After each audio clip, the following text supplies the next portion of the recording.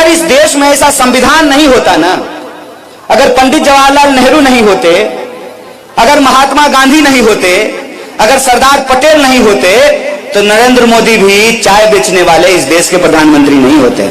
ऐसा का पप्पा बोल रहा है कि तुमको जो है मंत्री बना देंगे। अरे भाई कितना मंत्री बना दोगे? अव्वल तो सरकार आएगी तब ना मंत्री बनाओगे, बिना सरकार आए मंत्री बना दोगे। गुजरात की सरकार बीसीसीआई थोड़ी है कि अपने बेटा को सेक्रेटरी बना दोगे। जनता वोट देगी तब ना, बहुमत आएगा तब ना, सरकार बनेगी तब ना। हर एमएलए को जाकर के, अभी वो एमएलए हुआ भी नहीं है, मंच में जाके कह रहे हैं कि इसको वोट दीजिए तो हम इसको जो है मंत्री बना देंगे। अरे भाई ये बताओ ना कि घड़ी बनाने वाली कंपनी को पुल बनाने का ठेका क्यों दिया? ये बताओ कि प्रश्न पत्र लीक कैसे हो रहा है? ये बताओ कि किसानों को उनके फसल का दाम क्यों नहीं मिल रहा है? ये बताओ कि यहां पे कुपोषण क्यों है? ये बताओ कि नौजवानों को रोजगार क्यों नहीं मिल रहा है? अव्वल तो ये बताओ कि 400 का सिलेंडर 1000 रुपए में क्यों बिक रहा है? प्रधानमंत्री का एक भाषण सुन रहे थे। प्रधानमंत्री जी को हम बहुत प्यार करते हैं, आपको मालूम है कि नहीं? I love him. नहीं, सीरियसली बोल रहे हैं। पता है क्यों? क्योंकि ये इस इंसान के चलते संभव हो पाया है, डॉक्टर बाबा साहब भीमराव अंबेडकर के चलते।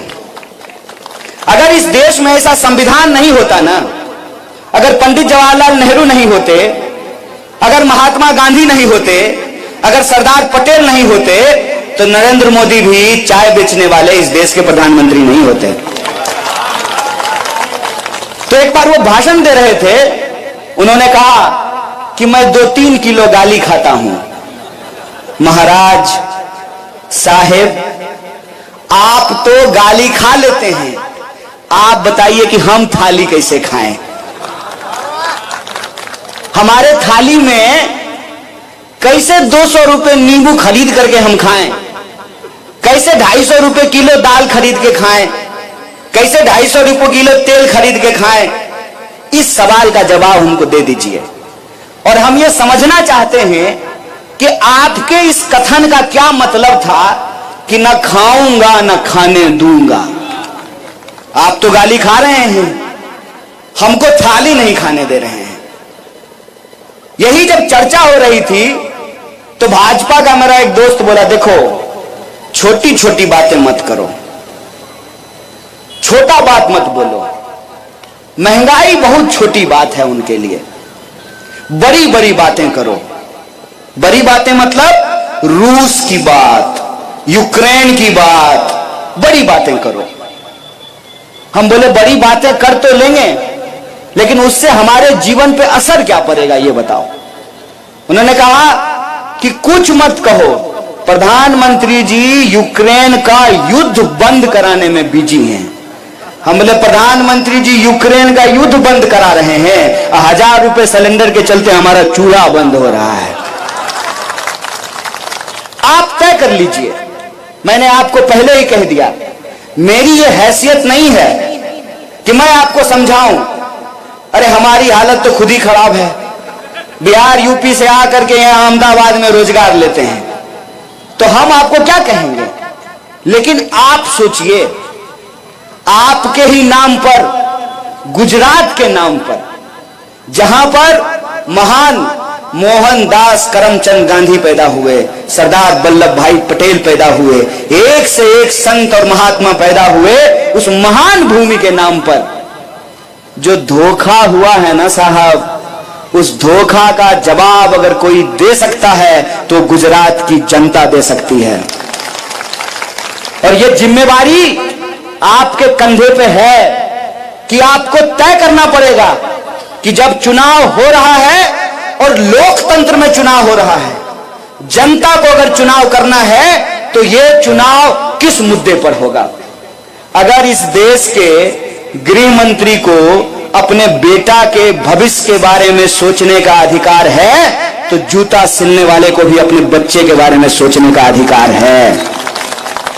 अगर मंत्री बनने से किसी का बेटा टैलेंटेड हो सकता है, बीसीसीआई का सेक्रेटरी हो सकता है बिना क्रिकेट खेले ही, तो इस देश के आम लोगों को भी अधिकार है कि उसके बच्चे को शिक्षा मिले और शिक्षा लेने के बाद उसकी योग्यता के आधार पर उसको काम मिले ताकि वो आत्मसम्मान से अपनी जिंदगी को जी सके। सारे मुद्दे गायब कर दिए गए हैं। महंगाई की कोई बात नहीं हो रही है, बेकारी की कोई बात नहीं हो रही है, किसानों के आत्महत्या की कोई बात नहीं हो रही है, महिला सुरक्षा की बात नहीं हो रही है। कहां से होगी महिला सुरक्षा की बात? देश में 16 मिनट में एक महिला के साथ बलात्कार होता है और देश के गृह मंत्री लॉ एंड ऑर्डर की बात कर रहे हैं। कहां से होगी महिला सुरक्षा की बात जब सरकार में बैठे हुए लोग बलात्कारियों को संस्कारी बताएंगे? तो आप बताइए कि महिला सुरक्षा की बात कैसे होगी? इसीलिए यह जिम्मेवारी आपके कंधे पे है। आपको यह तय करना है कि गुजरात के चुनाव से क्या संदेशा जाना चाहिए। जब मैं आ रहा था तो एक पत्रकार ने पूछा कि आपके हिसाब से गुजरात में क्या होगा। हमने कहा कि गुजरात में सिर्फ 2 चीज हो सकती है। एक तो जो चल रहा है ना वही चलेगा, जो हो रहा है वही होगा। दूसरा, गुजरात में परिवर्तन होगा। और गुजरात में परिवर्तन अगर कोई कर सकता है, और यह बात मैं नहीं कह रहा हूं, यह बात भाजपा को पता है कि गुजरात में परिवर्तन अगर कोई पार्टी कर सकती है तो उस पार्टी का नाम भारतीय राष्ट्रीय कांग्रेस है। और 2017 के चुनाव में आप लोगों ने देखा है कि कैसे 200-400 के चलते सरकार बनते बनते रह गई। इसीलिए परिवर्तन करना है, उसका निर्णय आपको लेना है।